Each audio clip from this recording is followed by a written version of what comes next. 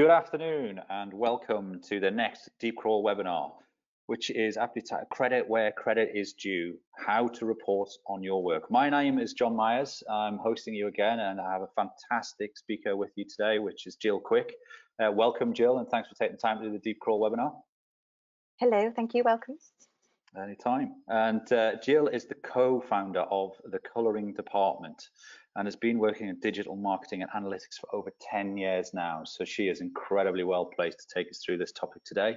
And I'm very, very much looking forward to it myself because Jill always knocks it out of the park wherever she presents. It's a usual format for you guys that tune in all the time. We'll do around 30 to 35 minutes of presentation. Slight change today is actually we're pre-recording the webinar rather than going live because of the times that we are in at the moment. And normally we would then get into Q&A and I'd harass you guys to get those questions into us. But as we're pre-recording this one, I'm going to, at the end of the webinar, ask a few questions of Jill. And obviously when you guys listen to it, if you do particularly have any questions that you do want to get answered, obviously get in touch with us. We'll get those questions over to Jill and then we can get those answers back to you guys because I'm sure this subject will throw up a lot of those. The webinar, as normal, is recorded and obviously we'll put a full recap out live the next day on the Deep Crawl blog. Also, we do really love your feedback. So at the end, when you log out, there'll be about a 10-second form for you guys to fill in. Please do take the time. Tell us whether it was great. Tell us where we could be better. Let us know some topics that you think you would like to hear from us. We do appreciate the feedback, so we keep striving to make this better and better. As I say, today is all about attribution and analytics, and who better to take us on this journey than Jill. So without further ado, I would like to hand over to Jill as our speaker today for the next 30 to 35 minutes to take us through credit where credit is due, how to report on your work. And I'd like to hand over the stage now to Jill. I look forward to this one too. Thank you. All yours, Jill. Thank you. Okay. So fingers crossed you can all see my screen because technology always fails on me. Marvelous. So thank you for that kind introduction, John. I hope I exceed the expectations. So I am a bit of an analytics measurement nut, and it probably comes down to getting this quote a couple of years ago, and I use it in all my presentations because I think it's wonderful. Without data, you are just another person with an opinion, because I'm yet to sit in front of important people that sign the checks and give me money and just give some kind of gut feelings and some kind of ideas that are in my head, and for them to go, yeah, great, here's the cash, like you've got your budget. There's pretty much always got to be some numbers to back up what we're doing as marketeers. And with Google Analytics in particular, if your numbers are not correct, then you can end up making quite bad decisions based on your strategy, and we don't want that. Now, most of the time when we've done Google Analytics training, people normally just log in, and this might not necessarily be you, but it could be your clients or the people that you're reporting to. They'll go in and see if the lines are going up, and they'll be like, yeah, I'm winning. And if the line's going down, they might think, oh God, I'm out of a job, and this is all a bit of a mess. Now, the thing is with data, it is a proxy for people, and lines going up and down don't always mean causality. It doesn't always mean that things are bad. You've got cyclical cycles that you've got to consider, and the more you get to know how to use a computer program like analytics, and it is a computer program and there's zero empathy in this computer program, the better that you can use this program, you're just going to be winning. So we're going to cover quite a lot in this webinar. Now, my goal is always to have some content in here that you already know, which validates what you're doing, tell you something that you maybe didn't know, and hopefully show you something in a different light. So I've compiled the sections in this webinar by grouping themes that have come up in the last 2 years of all the audits that I've done, and I've done close to about 200 audits now over my career, and the same problems have come in again and again and again. So these are the key areas that I'm going to focus on. We're going to look at the settings because there are a few things in the admin area of Google Analytics that can basically really trash your data. And these errors mean that you are building reports that have bad data in them. So we're going to talk through some common errors and hopefully help you understand how you can find these issues and clean up that data. We're going to look a little bit about goals and segments, because I still, when I do all these audits, my eye goes into GA accounts, and I'm still surprised at how often there are very few goals set up, or if there's any goals, they only go for the macro goals. So I'm going to do some gentle reminder on how you can use the maximum amount of goals for your micro and macro conversions, and a few things in GA segments that have caught me out in the past as well. So I'm going to share those kinks and quirks with you, especially when it comes to advanced segments. Then I'm going to go through content grouping. In my humble opinion, they are massively underused. And when you're looking at things like search engine optimization, where content is such a powerful part of that, as well as the technical side of things, I'm going to talk through how you can use content groupings to get more insights into what you're doing, and how you can use them in Data Studio to really pump out your work. And on that note, I'm going to bring in some use cases of how we've used content groupings and calculated fields with deep crawl data. So looking at how you can focus on the best part of your audit recommendations and get people to sign off what you're doing. So first things first then, tinkering with your settings. There is a lot of value that can be had in understanding how the cogs of this computer program actually works. And when I've got problems in accounts, typically one of the issues that we've had have been filters. Now, filters are very simple in their concepts, but they can be so powerful in cleaning up your data. And you've got the option to include data, exclude data, or modify data. And when there's been issues in somebody's account, this is one of my go-to areas when I'm trying to help understand why the data may be doing things in a certain way. So I like to group my filters into themes. And the first theme is to create filters so that I see the right people. Now, you know this already. You might have things like, I don't want to include staff from a particular address or office. Or at the moment, maybe your home address, because we're all trapped inside. But I'm still surprised at how often I see dev and staging sites not excluded in the data. So when people are starting to look at all traffic that's coming organic or direct, they're missing removing that staging environment. The worst case I saw was a company that had over 20 staging environments, all sending traffic to the website and massively inflating the numbers for users and page views. And obviously that dilutes your conversion rate. So we need to make sure we get the right people in place there. You've then got things like subdomains. So this is where you have, so for the colouring in department, we've got courses.thecolouring in department, and we've included cross-domain tracking to make sure that we see the whole ecosystem. So a mistake that I've seen when people are trying to understand, say, the benefits of SEO and having an investment in that, if you've got a website and then it jumps to buying the product on another subdomain, then you're not going to get that track. So I'll leave some notes with the guys on how to further investigate these things if that's useful for people. So we need to make sure that we see the right people. And the second theme is to make sure that you see the right content. Now, when you've got lots of URLs and it's a computer program that's recording the URL at the time of a user's session. And one thing that I see a lot of, if you have a trailing slash on your URL structure, because computer programs are really clever now that you can have, if I don't put a trailing slash, I still go to the same page. So for the user, their experience isn't broken, but Google Analytics thinks that they are two separate pages. So if you have a URL structure where you have a trailing slash at the end of your URL, and sometimes people link to you or people just type it in, I don't know, they just forget to add it in, that's going to fragment your data. So you want to put in a filter to add a trailing slash so you can consolidate all of that data when you're looking at your content reports. If you also have things like search queries in your URL structure, that can also fragment your data as well. So things like site search, you want to have that data in your reports, absolutely. But if somebody is typing in keywords into your search bar, that URL with all of those parameters is going to be recorded as a page view as well. So you'd want to have some filters in place to exclude the query parameters that can end up fragmenting that, that content data that you've got.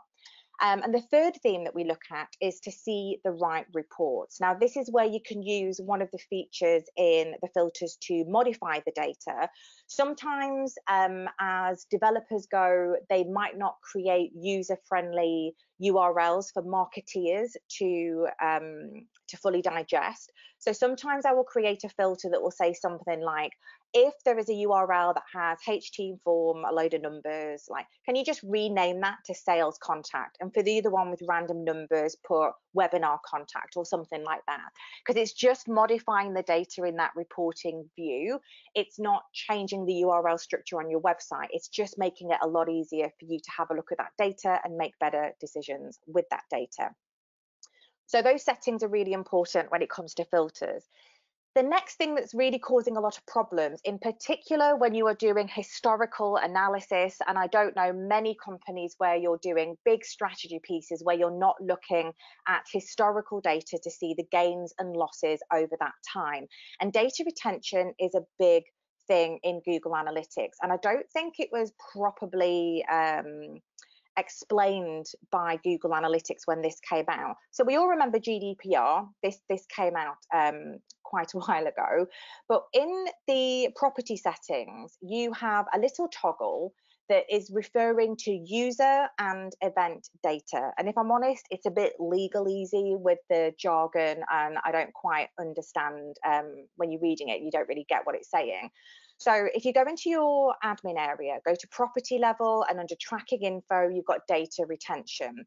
Now, when this came out, it defaulted everybody to user and event data retention was set to 26 months unless you changed it, and reset on activity was set to on.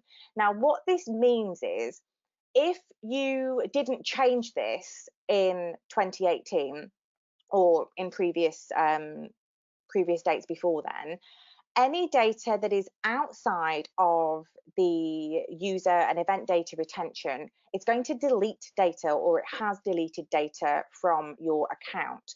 So I'm going to show you an example of what I mean by this. When you have standard reports, this is your users and the events that are firing in the report, and there's valuable data in here. So for this account, we've got 2016, the month of August, we can see the data for the users and the sessions, and then all the metrics that go into that. On that data set where it's got in the property settings, I'll just go back one slide, May 25th, 2018, back 26 months. So this is 26 months beyond that date. If I go the month previously, you'll see the data's flatlining. All that user data has been deleted, gone from the service, bye forever, you can't get it back. So looking at this, if you have a date range, so when I added another bar in to say, right, show me all the data from 2015 to 2018, so a date range that's included in the data protection range, you'll see it flatlines all of my data. Whereas if I go back into the date range between May 2018 back 26 months, it's in. And the same thing happens with event data. So if I've lost my user data, those metrics are gone.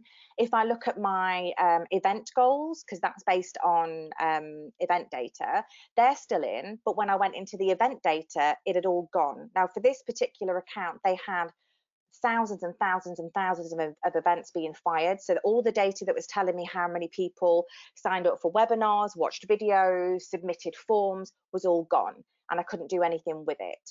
So essentially, if you're doing historical analysis on your account to say, well, how's my traffic going year on year?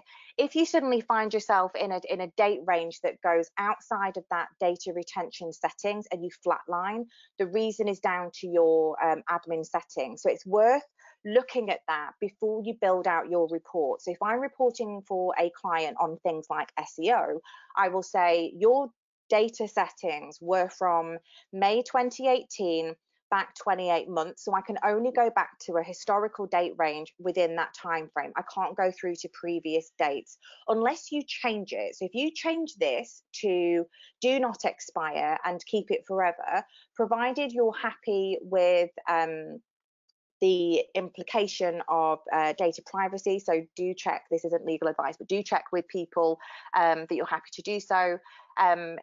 Basically, if you get challenged on why you are keeping this data, if it's aggregated, which it typically is, then you've got the argument there to say, I need historical data so I can base my key decisions on.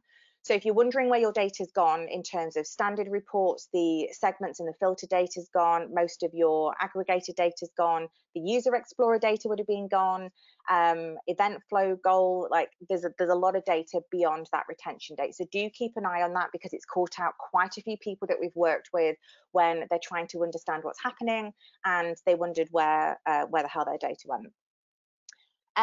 Goals. So we've looked at the key things that have screwed around with people trying to get credit for their work. So filters, definitely a big thing. Data retention, definitely have a look at it. The next thing is to look at goals. Now, we're in the business as marketeers to generate revenue and attribution to some sort of profitable customer interaction. No matter what your business model is, we are here to drive growth or maintain and retain the customers that you have. And yet I still find that when I look into Google Analytics accounts, that people are typically only looking at the macro goals and they're leaving all the micro conversions in the wind, so to speak. And I think that's a mistake, because there's a lot that can happen between somebody landing on your website and then somebody doing the thing that you wanted them to do, the big macro goals, the if you don't do this, I'm out of a job kind of thing. So you can have 20 goals per reporting view, and I would encourage all of you to make the most of all of those 20 goals. Now, I start off by typically looking at a company and walking through the typical user journey and think about all of the things that they could be doing as they edge closer to doing the thing that I want them to do. So it could be that I'm a company and I want you to actually buy something, and then working back on those steps of those meaningful interactions. And the reason why it's important to have all of these different micro and macro conversions together is that you can stitch together this data with the customer journey to understand what role your marketing channels have for your particular strategy set. So looking at all of your data, so this is an example for a company that was utilizing the full 20 goals. When we went into the acquisition reports and we looked at all of our marketing channels, so SEO, PPC, social, whatever, we could look at all goals as a conversion rate, and then we could start to drill down and look at the conversion rate by each individual micro and macro goal. And what this did is opened the eyes of the budget holders to understand the role of a particular marketing channel. Now, one thing that you can do is use Google Data Studio and heat map these micro and macro goals to the source, medium, or source and medium, you do you, but it shows the role of that particular channel. So given that this is working on the acquisition report, so 100% of the credit goes to the last non-direct channel, but for this example for a company, we said, right, let's say there's a particular source that was, let's say it was Google, and you can say Google's really good at getting people to download content, but the winner that gets them over the line to actually submit a contact form for sales was paid search. It means you're not kicking a marketing channel for not doing the big goal, you're understanding the role of that particular marketing channel. So I've seen this where, and some of it's, again, it's the quote of without data, you're just another person with an opinion. We had a feeling that social media was really good at the top of funnel activity, the kind of micro conversions, but it was no good at getting them over the line. Like the person that got them over the line was PPC. Does that mean you don't invest in social or paid social? No, like you need them to start the journey. And by doing something as simple as heat mapping this in Data Studio, it meant we could show what the role of those different marketing channels were doing for us, and kind of release the pressure a little bit in terms of the expectations of those marketing channels. So I do encourage you to go away and have a look at that. The next thing is to look at segments. Now, looking at all of your data sucks. Average data equals average insights. Like when you look at Google Analytics, it's like, here's everything. And then you've got the average bounce rate, the average conversion rate, and it's all the data that's slap bang in the middle of that particular data set. It doesn't show you what's doing really well. It doesn't show you what's struggling. It doesn't show you your top converters or your bottom converters. You need to slice and dice that data a little bit more to get those insights.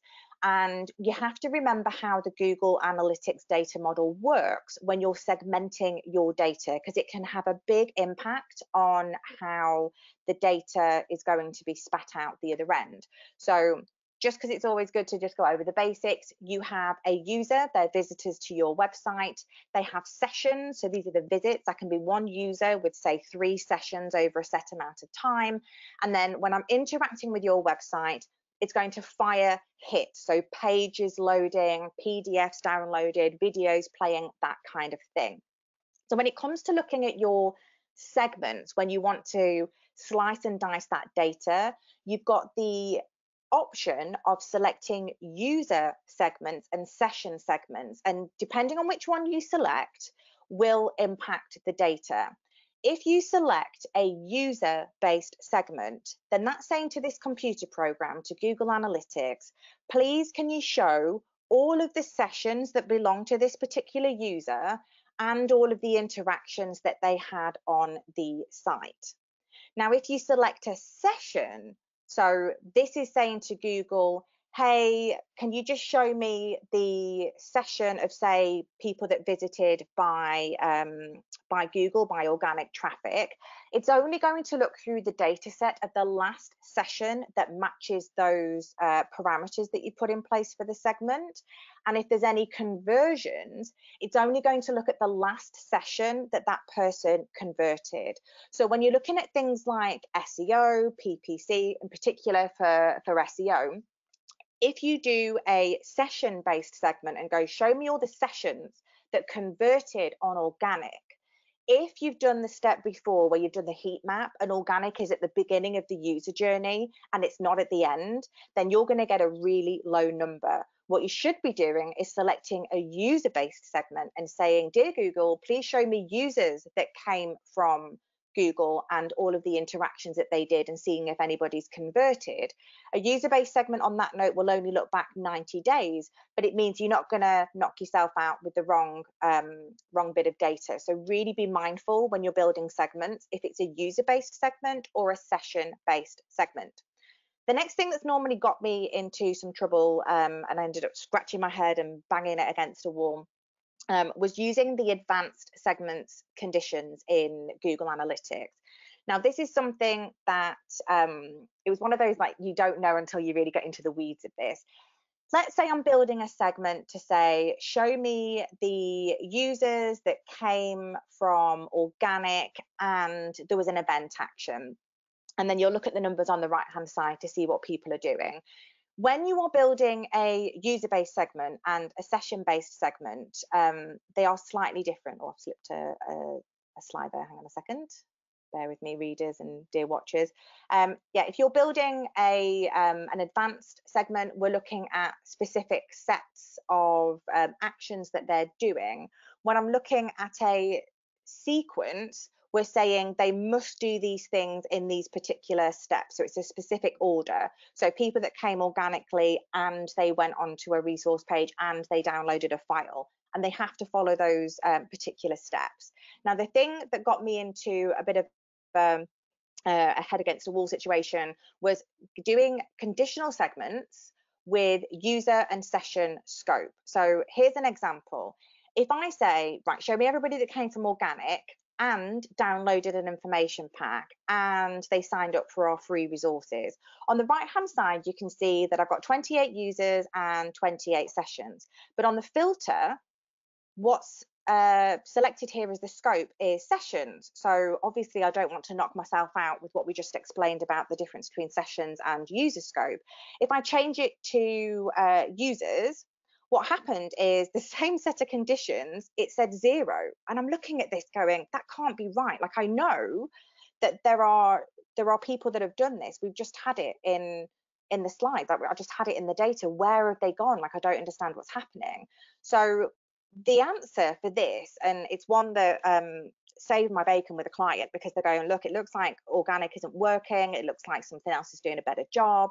And it turns out that when you are building these advanced filters and you select user-based scope, that you have to create a separate box, and this separate box is done by clicking on the add filter at the bottom. So if you see here, there's 3 separate boxes.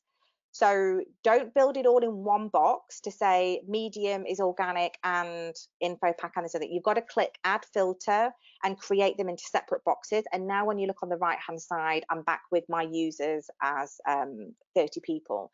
So that took me far too long to get my head around, but it means that when you're building detailed segments into what your users are doing, that you basically get more insights and not a big fat 0, which can lead to no budgets, which is not an ideal situation to be in. So check out the ad filter. I've got a very long blog post about this that I'll share with you guys afterwards as well, so you can have a little bit more information on that. Next up, we have credit where credit is due in terms of the content that you are creating. Now, I don't know about you guys, but I have logged into many reports and there's just a mess of data and I don't know where to start, and it's almost like you're staring into the abyss, and it's just, you just end up nodding at the data going, oh, that looks interesting, yeah, okay, but actually the insights are going to come from really getting a cleaner sense of the data. And this is definitely apparent when I'm looking at my all pages report to see what people are doing on my website. Now, in this example here, if I go to site content and I want to understand what are people doing when they're on my website, in this date range, there's like 52,500 pages. And I don't know about you guys, I don't want to manually go through this when my boss is saying, so how many people visited the blog content, or those new content features that you've been doing, content pieces, can't get my words out at the moment. You want to make sure that you can correctly understand how many page views and users and then the conversions from that particular content. Now, something that's really useful is using content groupings, and they're surprisingly absent in all of the audits that I've done and all the training that we've given. Now, you can have 5 per reporting views. This is the Google demo account, and they have 3. They've got 1 for brands, 1 for products, and 1 for clothing. And essentially all they're doing is categorizing all of the content based on a set of rules. So instead of going through like 52,500 pages, you can say, just show me all the content for particular product categories, and then it's going to suck them all up into their own little folders. And if I clicked on, say, bags, it's going to show me all the URLs that are linked to that particular content group. Now, one thing that's really cool about content groupings is you can use them beyond your site content or pages report. You can use them for other things as well, which I'll get to in a second. The way that you build them, the first and easiest way to do them is on a set of rules. So if the URL contains the word X, then please put it in a bucket called Y. You've then got content via extraction, which is where you're using regular expressions. So I see this a lot in e-commerce pages where you've got lots of different variations and dynamic URLs going on in there. So you'd want to use content via extraction. And if you want to, you can use tracking code. I don't see that many people using that, so I'm just going to skip over that bit. So here's an example of the rule set. So you need to work out, and I normally do this with just some post-it notes where I try and think about how I want to logically group all of my content. So I could say, I want to look at my website navigation. So I've got an About Us page, I've got the home page, I've got blog pages, I've got service pages, and provided you know your URL structure, and I'm assuming a lot of you will because you live and breathe search engine optimization, then it's a case of telling the computer program the rules. So for us, About Us, if the page exactly matches /content, or the page starts with digital marketing trainers, it's an About Us page. So please group as you want for that. And once it's done, it starts collecting this data the day that you create them. You can't go back in time and regroup people that were on your website. So the way that I look at this is my website navigation. So I look at the sections of the website and how you've grouped it. So content pages, service pages, product pages. If you have a lot of products, then I would drill down by products, a bit like how the Google demo account has worked. So this is apparel, this is bags, this is sunglasses. If you have lots of brands, then you could say this is Google, this is Android, this is YouTube, and then content by stage of awareness. You could say that this content is written for the early stages of awareness, or maybe a little bit further down on the funnel. And if I can't get something like custom dimensions, which is slightly more complicated part of Google Analytics, I could add things like content type. So I could say if the URL starts with webinars, it's likely to be video content. Or if the URL starts with blog, then it's long form content, that kind of thing. Now, what you can do with them beyond your behavior or pages reports is you can use them as secondary dimensions. So think about use cases of how you could do that. So in this example, I've gone, right, show me all my traffic that came from different sources. And again, you can isolate this by mediums. For this, I've just left them as all of the mediums. And then I've added a secondary dimension to show me the users and sessions for brands, or you could do this for your product or things like that. So it's going to give me an idea. If I've got one report in my dashboard arsenal with the heat maps of all these micro conversions and macro conversions by channel, I can add secondary dimensions with my content grouping and have a better understanding of the users that come to my website from that source and medium. What content were they really into? And you can also use them as segments as well. So again, going back to things like the advanced segments that we talked about, you could say, show me everybody that visited the website and looked at certain groups of content. Especially if you've got big websites, you can just bundle everything together.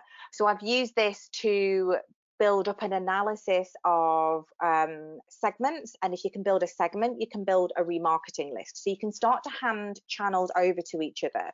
So if people come from organic and look at a certain bit of content and they don't convert, you can then retarget them with another set of content, because you know they haven't looked at it, with another channel like paid media, like PPC or something like that. So there's definitely a lot more that you can use with them, and I think that they're underused. So I'd love to hear about your use cases. Tweet me, message me, I'm all ears. Now, as I mentioned with content groupings, they only start the day that you create them. There's a way to get around this though, which is Data Studio. And hat tip to Jerry White, who told me about this, because I was like, oh, I've got a client and I've done an audit and they've got loads of content and I've done a content grouping. If only we had this on historical data, we could do some really cool things. It's like, yeah, you can do that in Data Studio. I'm like, tell me more. It basically works by creating a calculated field, and the case statements is basically the rules that you have created for your content grouping. So if you've done the work in identifying what your content groupings are and what the rules are, you can carry this over into Data Studio and it will be applied to historical data. Now, to help you with this, there's a lovely lady called Kia, and she's written this blog post with a free Google Sheet for you to copy and paste the code on, I think it's like column C, into Google Data Studio so you can apply this. So go and have a read of that. Thank her later. She's just saved you a crap ton of time. So here's one I made earlier where we said if the page starts with or begins with category, then it's a blog page, or if it's got solutions, it's a solution page, etc., etc.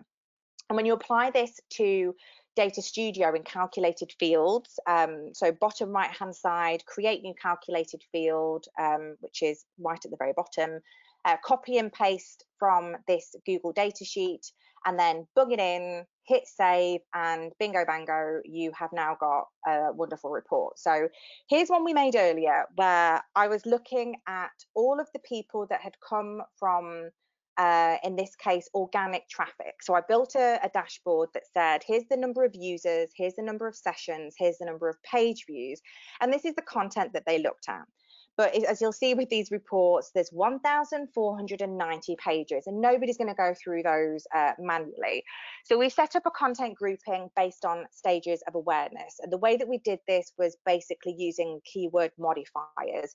If it was the who, what, why, when, it was the early stage of awareness and typically pain aware start of the journey. If it had specific product names in, then they were product aware. And if they were solution aware, it was maybe keywords that were around the solutions that we had. So we built this in and we did it as a nice little bar chart. So we could say to the client, you're not doing that well on organic compared to other marketing channels. And the organic part of the journey was the pain aware questions, the blog content. It just wasn't ranking that well, and pretty much paid search was carrying everything over the line, or referral traffic from partnerships that they were doing was getting them to the solution and product aware because those channels had done the heavy lifting of the pain aware bit before them. And they wanted to change that. They wanted to change the conversion rate from like 1.3% with organic up to say 2.5%, 3%, that kind of thing.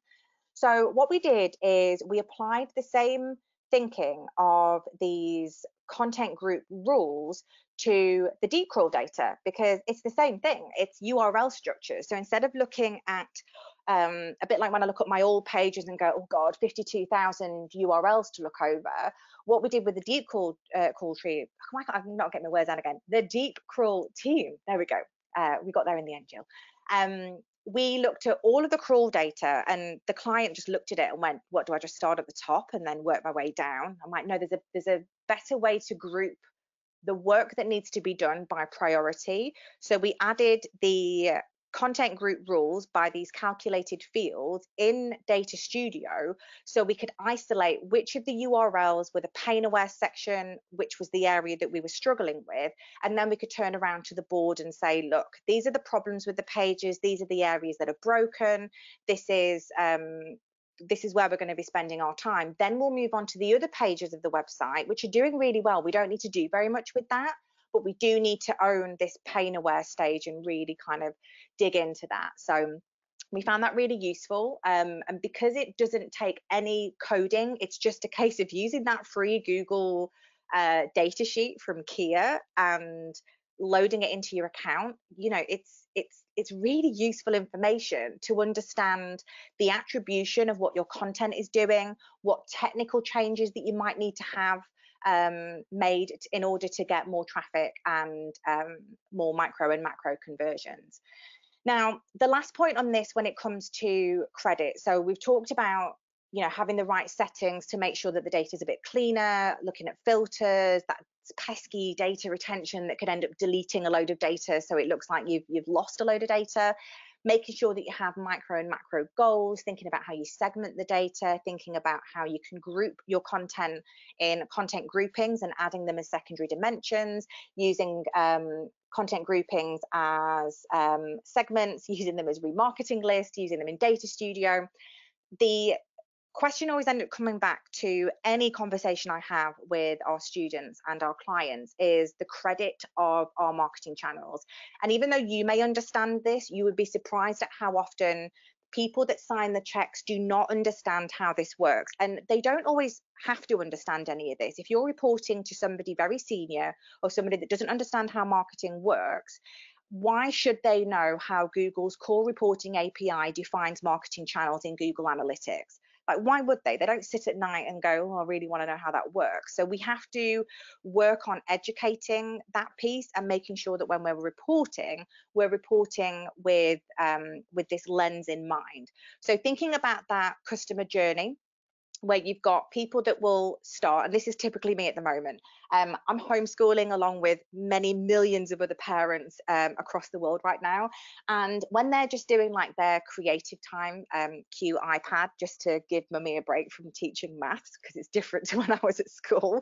I'm on Instagram and I'm scrolling through because it's mindless. And I'm like, oh, that's nice. And I'll click on a link and I visit the website, and then my kids distract me, and then I put my phone down. And then the clever company had a retargeting pixel on. So when I'm back on my phone, the ad comes up again. I'm like, oh yeah, that's that thing I was just looking at. And I go to the website, and the kids are now fighting over dinner. And I'm like, oh, I don't know if I'm going to buy it yet. I'm going to maybe sign up for their newsletter. And then they'll send me a cheeky discount code or something like that to get started. And then in the evening, when everything is slightly calm and I've got a gin and tonic in my hand, I'll go, right, I'm going to go and type the URL straight into the browser and buy the thing that I was looking at. Now, if I was the marketeer of that particular brand and that particular user journey, if I went into acquisition, 100% of the credit goes to the last non-direct channel. So in this case, the newsletter gets 100% of the credit. Poor Instagram and their sponsored post gets nothing. So we need to make sure that when we are reporting on our marketing channels and the sources of those marketing channels, that we are showing credit where credit is due. And you need to have goals to have this in play. You need to know how users and sessions work. But it's really, really important. So I want you all to start reporting on your work, but also going down into what I've politely called the basement, because I don't think people go down there enough.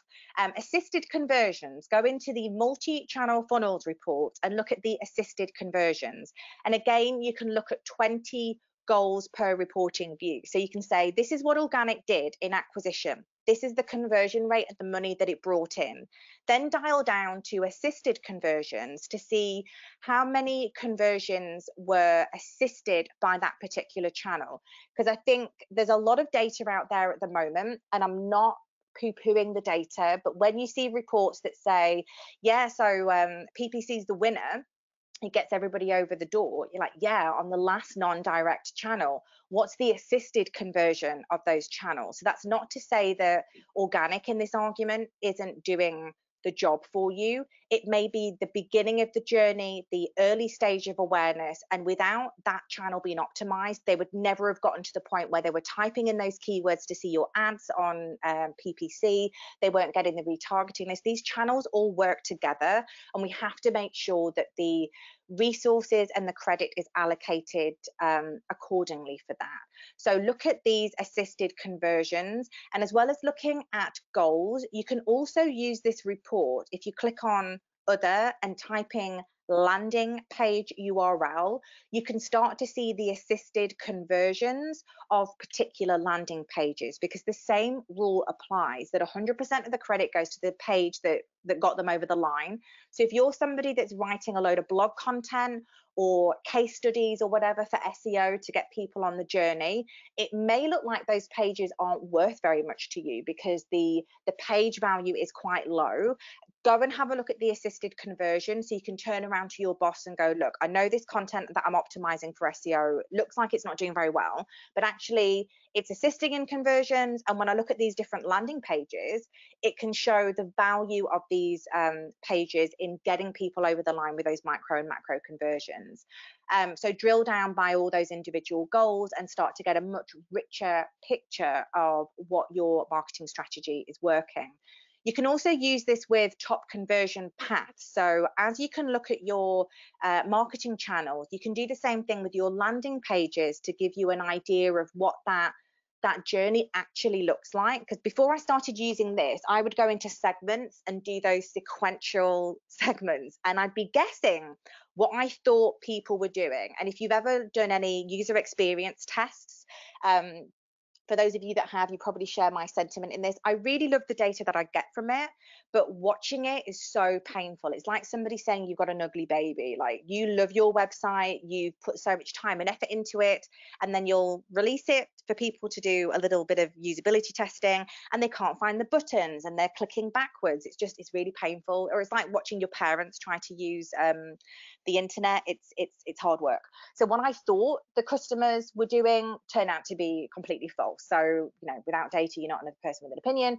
I went into this report, top conversion paths, switched the dimensions to the landing pages, and then I could get a better idea of what people were doing in terms of the pages that they were going through on the website. And then I could have a look at my data and see how I could maybe tweak that page from a usability point of view, from a technical SEO point of view, from a content point of view, to make sure I'm getting much richer data. Last thing to throw at you for today, another thing that you can use in with Google Analytics, Google Sheets, and Data Studio is pulling in assisted conversion data in Data Studio. Annoyingly, you can't do this yet. You've got to do this bit of a workaround. So Data Studio, if you're listening, please can we have multi-channel funnels data? It would be amazing. You can go in and add the Google Sheet add-in, and you can pull together the configurations to bring in multi-channel funnels. I've done another long post on this that I'll share with you guys that you can have a read of it later. Annoyingly, you've got to click on this little tab that says 13 and 18. They've scrunched it down for some reason, I'm not sure why. And you need to change the report type to MCF, otherwise you're just going to pull in data from acquisition, and that's not going to give you what you want. You want to get the MCF data into Data Studio, and they have their own dimensions and metrics in reference. And again, I'll link out to this in the show notes.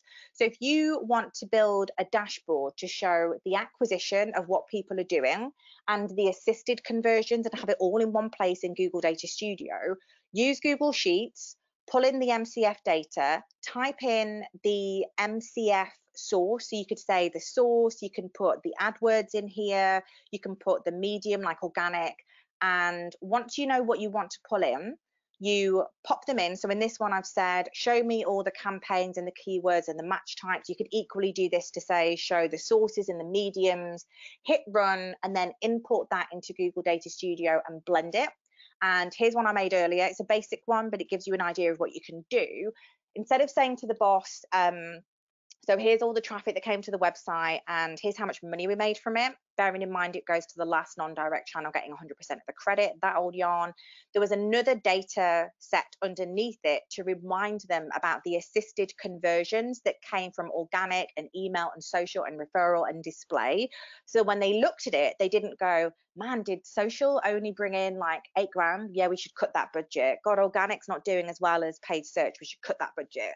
It just helped balance the scorecards, and there's such creative ways of doing this that there's definitely more that we can do as marketers in order to get credit where we're due for the work that we're doing and the role of that particular marketing channel.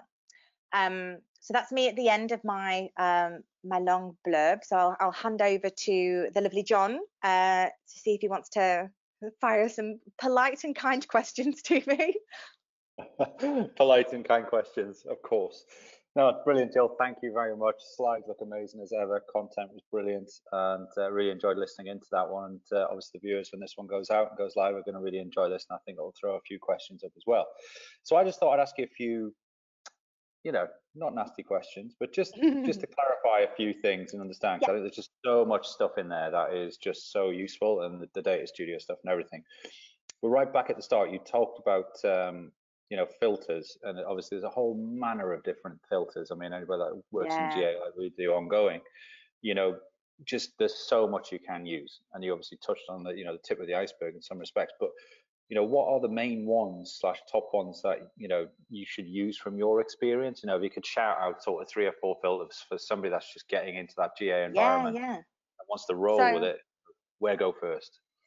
So doing those 3 themes, like seeing the right people, so I go through a checklist with a client and go, do you have a set office? And they're like, yeah. I'm like, right, remove the IP address of your office, and then do you have any staging environments? And they'll go, yeah. I'm like, so let's build one to say exclude traffic from the host name staging.website.com or whatever that is.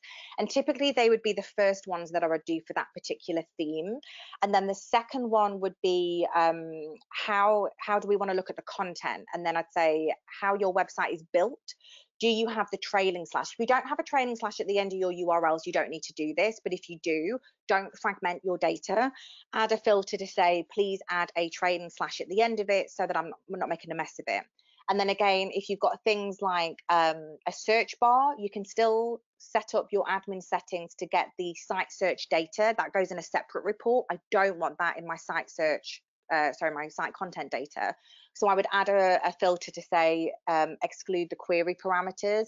And then again, depending on the website and the business model, if there is things like query parameters, especially in e-commerce brands, I see this, you know, when you can like select address and the size, and then before you know it, you've got like 1,000 URLs being thrown up.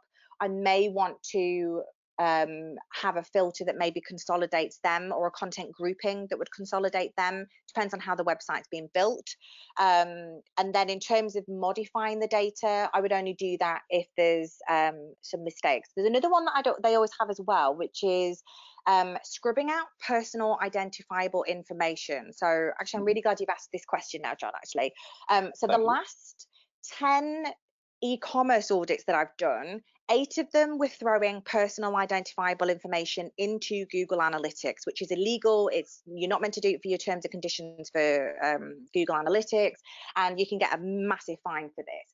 And it was typically pulled in from somebody opting into something on an email. So, you know, when you get like a password reset or sign up to our newsletter, and you click on that link, and if it pulls your URL with your email address, and it gets pulled into the URL, then Google will record that URL at the time of that session, which means it's passing that personal identifiable information into Google Analytics, and you're in trouble. So to see if you're doing this, go into your site content report, and in the search bar, just put the @ sign. And then if you've got a load of email addresses, then you need to get working on having those deleted. But there's a filter that you can have. I saw this first by a guy called Brian Clifton. He was one of the directors at Google that brought analytics to market, so he knows what he's talking about. And there's a filter that basically says, dear Google, if you see any information that has the @ sign, scrub it out. Because sometimes it can be from a third party. So the ones that I saw with this e-commerce brand, it was a plugin for them to do the e-commerce. So I won't name any names, but you can think of who are big providers that allow people to sell things. And their newsletter sign up was pulling in personal identifiable information. It was coming from third parties for a company that was using tools like, it wasn't Calendly, but it was something like that to like book appointments with sales, and that was pulling in information. So a filter to scrub out telephone numbers, email addresses, that kind of thing is just a kind of catch-all. You don't want that data to go in. So they're kind of like the main ones that I would go to, and then beyond that, it would depend on the site and the structure and how you want to clean that data.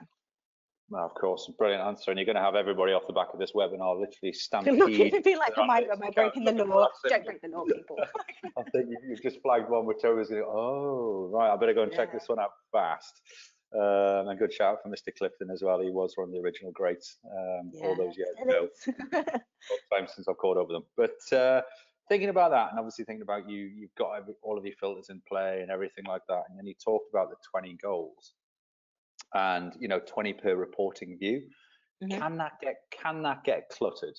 And if it does get cluttered, is there a best way to kind of order it or think about it in the sense of setting up 20? If you go to 20, is there a progressive path you should go through, or is it just kind of, is it a case by case basis for a client? So typically, so one of the things that I did for our course is I took 6 different business models and mapped out 20 goals per business model, and I took this from the Lean Analytics had a page for the process of any business model in terms of key interactions that you would want to track in terms of key metrics for a report.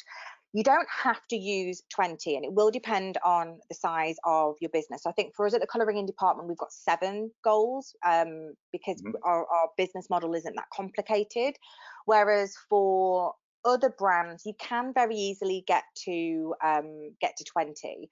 So things like e-commerce, if you think about the steps from, I went on your website and I clicked on your Instagram page. I then went and played a video. I selected the video that plays the girl wearing the dress. I then added to cart. I then added my first part of my payment information. Like, as you go through these steps of what's happening on your website, you can very easily get up to 20.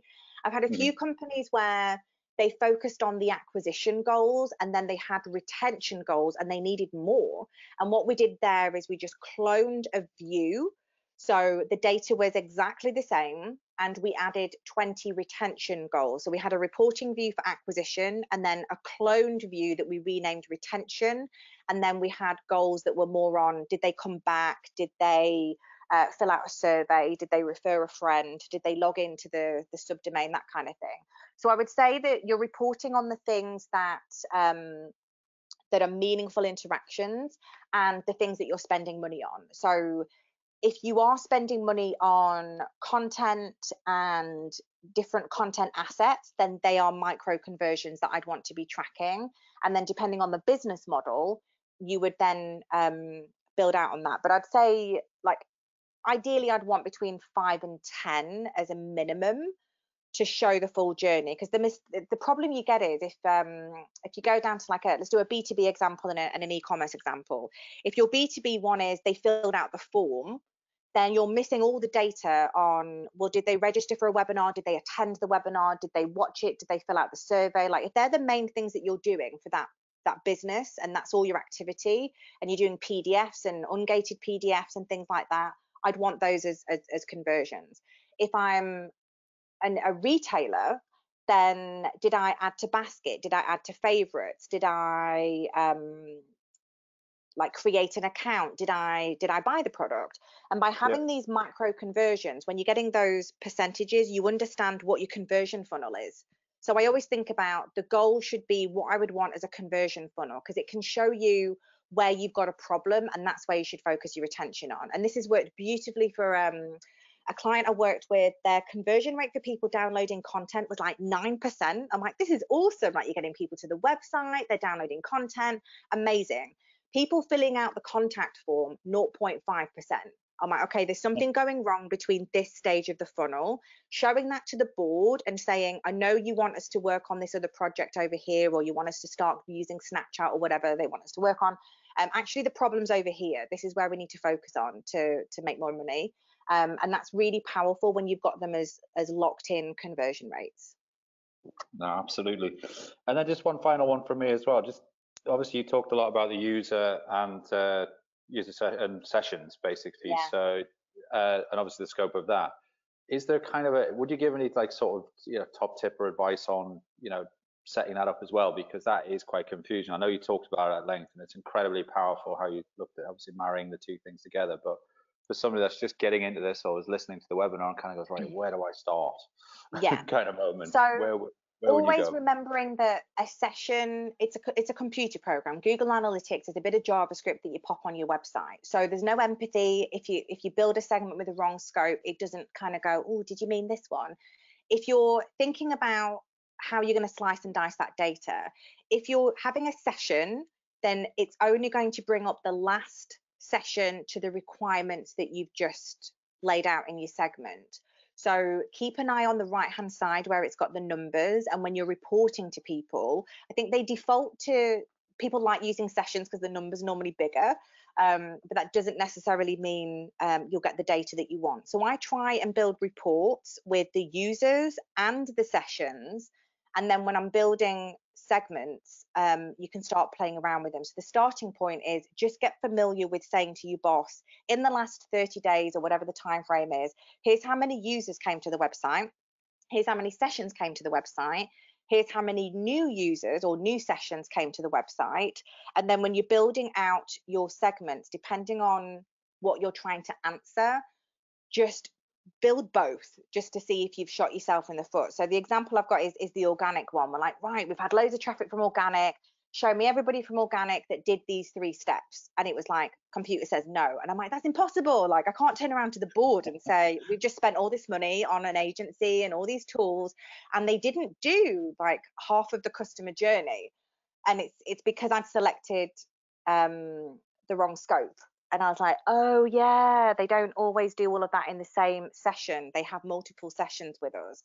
So start on reporting on users and sessions. And you can't break Google Analytics by playing around with segments. So just practice, just build both, knowing the implications of what both of them actually mean in your reports, and make sure that you describe that. With Data Studio or any reports, there's nothing wrong with putting talk to me like I'm 5 sentences, because you can't assume the person that's getting the report knows where the numbers are coming from. So just say, this is how many users came from the website, this is how many sessions came from the website. In plain English can make a big difference so that people don't get the wrong end of the stick. Brilliant, amazing. Thank you very much, Jill. We are out of time on this edition of the webinar. Obviously, a massive thanks to everybody that's listening in or is going to listen into this this webinar, obviously, when we put it out. And obviously, a massive thank you to Jill Quick from the colouring department for taking the time to do this in between, as I say, homeschooling and all the wonderful world that we're living in at the moment. Thank you very much, Jill. Really, really do appreciate it. As mentioned, there will be a full recap, obviously, tomorrow after the webinar has gone out on the DC blog. So please, obviously, tune in for the webinar, and then obviously have a read the next day, and obviously have a listen back on the audio if you can get a chance to actually listen in live to the webinar. Obviously, we'll all put out there as normal on the Deep Crawl blog. Please, please, please do fill in the survey. We do appreciate the feedback. It'll only take 10 to 15 seconds when you log out of the webinar, and we do appreciate understanding where you guys feel we can do better, or if we're doing fantastic, just praise us for the things that we do at the end of the day. This was Credit Where Credit Is Due. Obviously, a massive thank you to you, Jill, for taking the time to be with us. Thank you for having me. It's been an absolute pleasure. No, great content and great presentation slides as always. My name is John Myers, and this was the Deep Crawl webinar. Look forward to the next one. That will be coming out your way very, very soon in May. Thank you very much, and I look forward to having you all back very soon.